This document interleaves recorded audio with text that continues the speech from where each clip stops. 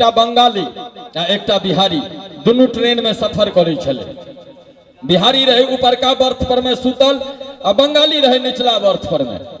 तो बंगाली नीचा में रहे, गाड़ी रुकले, बिहारी ऊपरे से पूछल के दादा ये कौन सा स्टेशन है? तो बंगाली अखबार पढ़ते रहे, कल के बोला न आमी जानी ना। तो बिहारी के नहीं बुझल रहे जे आमी जानी ना बंगला में छे, मैथिली में एकर मतलब हो हमरा नहीं बुझल ये। तो वो की जाने गेली, ओकरा भेले स्टेशन का नाम छे, स्टेशन का नाम छे आमी जानी ना।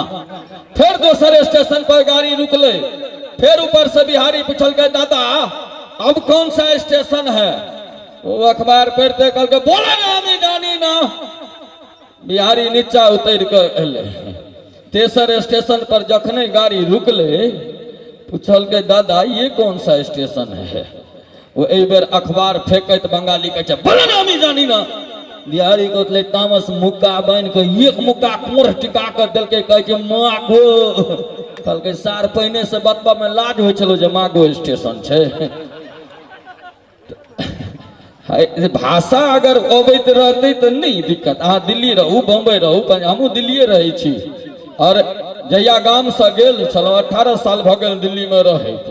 और दिल्ली में जे गेलहुँ तें बियाह भेल। हाँ तो बउआ एते रहे छी कि अहूँ रहे छी बाहर? उड़ीसा में अहूँ उड़ीस मारे छी?